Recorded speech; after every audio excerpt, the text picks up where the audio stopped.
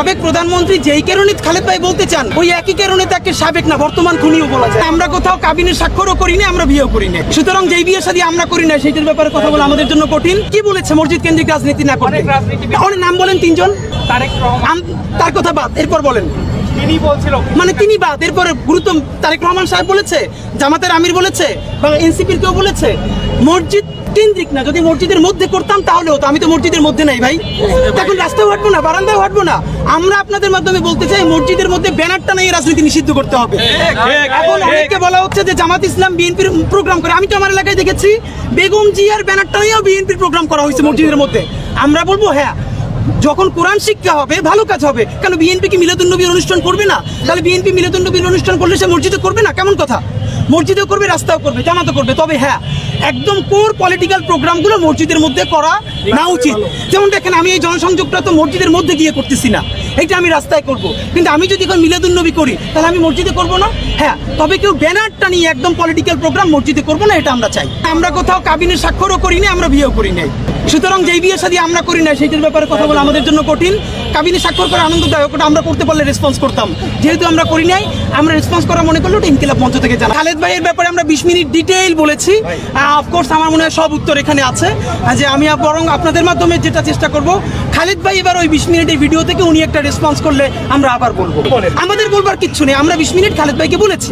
এখন খালেদ ভাই যদি মনে করেন তার আরো কিছু বলার দরকার, তাহলে সেটা রেসপন্স করবেন, দেন আমরা আবার রেসপন্স করবো। আমরা তো বলে দিয়েছি এবং আপনাদের সব মিডিয়া সেগুলো এসেছে। প্রধানমন্ত্রী বলাই কি নিজের পদ ক্লিয়ার করা কিনা? না, সাবেক প্রধানমন্ত্রী যেই কারণে খালেদ ভাই বলতে চান ওই একই কারণে তাকে সাবেক না বর্তমান খুনিও বলা যায়। আবার বলছি, তিনি যদি সাবেক প্রধানমন্ত্রী হন বিনা ভোটের বাইরেও একবার, তাহলে তিনি অন্তত জাতিসংঘের প্রতিবেদনে 118টা শিশুর খুনি, এইটা বলতে কোনো দ্বিতীয় নয়। সুতরাং 118 শিশু খুনি বইলা আপনি যদি এর সাথে একবার সাবেক প্রধানমন্ত্রী বলেন, আমাদের কোনো আপত্তি নেই। বলতে হবে সাবেক প্রধানমন্ত্রী 118 শিশুর খুনি আসে না। কেন না? আমি খালেদ ভাইয়ের সাথে আগে গেছি না, এবং খালেদ ভাই যদি মনে করে সেই 20 মিনিট নিয়ে তিনি আলোচনা করবেন, অবশ্যই যাবো, অবশ্যই যাবো। আমরা গণতন্ত্র ওই স্পেসটুকু রাখতে চাই যেখানে সব মানুষ কথা বলবে, কিন্তু সহিংসতা যাবে না। অফকোর্স যাবো। আমার নিজের প্রতি আপনাদের কাছে যাই না, মানে সাজেশন চাই যে যখন তফসিল ঘোষণা হবে আপনারা আমাদেরকে ভালো প্রতীক সাজেস্ট করেন, সেখান থেকে আমরা একটা প্রতীক নিব। যেহেতু আমরা ইন্ডিপেন্ডেন্ট ইলেকশন, মানে আপনারাই তো দেখতে পাচ্ছেন যে বরং আমরা ওখানে আরো দাঁড়ালে লোকজনের ভিড়ে মিডিয়ার বাইরে প্রচুর ক্রাউড হচ্ছে, কিন্তু আমরা মনে করলাম মুসল্লিদের কষ্ট হতে পারে, এই জন্য কিন্তু আমরা ওখান থেকে সরে এসেছি। এর মানে মানুষ আমাদেরকে ভালোবাসছে, এটাই আমাদের অর্জন, এটাই আমাদের অর্জন। না, আর কেউ আপাতত করছে না।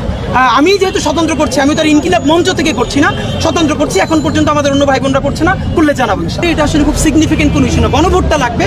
সুতরাং ডেটটা কবে হবে এটা নিয়ে আমাদের এখনো প্রচুর আলোচনার সুযোগ আছে, যেহেতু গভর্নমেন্ট সিদ্ধান্ত দেয় না, এটা ঐক্যমত্য কমিশনের সুপারিশ। সুতরাং সবাই মিলে যাতে জুলাইয়ের তাৎপর্য ঠিক থাকে, গণভোটটা হয়, এটা নিয়ে আমরা ইনশাআল্লাহ আগামীকালকে বা পরশু অফিসিয়ালি বলবো। আর নির্বাচনের ব্যাপারে এটাই, আমরা অবশ্যই ফেব্রুয়ারিতে একটা নির্বাচন, শুধু হলে হবে না, ভালো নির্বাচন হতে হবে। এবং এখানে আমরা চাই আমাদের ইতিহাসের শ্রেষ্ঠতম নির্বাচনটা হোক, যেখানে জনমত সত্যিভাবে রিফ্লেকশন হোক। এবং আমরা চাই যে নতুন বাংলাদেশ নির্মাণে প্রচুর তরুণ, তারাও সবাই কম্পিট করুক।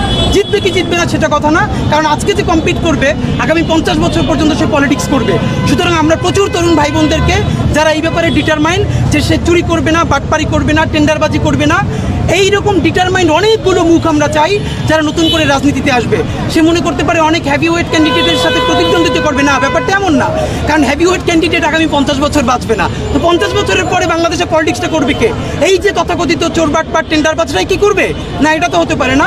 সুতরাং আমরা আমাদের তরুণ ভাই বোন যারা সৎ, সাহসী, মেধাবী, যোগ্য, তাদেরকে অনুরোধ করছি আপনারাও চিন্তা করেন। আমরা অ্যাপলিটিক্যাল জেনারেশন হলে হবে না, ভালো অর্থে পলিটিক্স করতে হবে এবং শুরুটা করতে হবে একদিন না একদিন।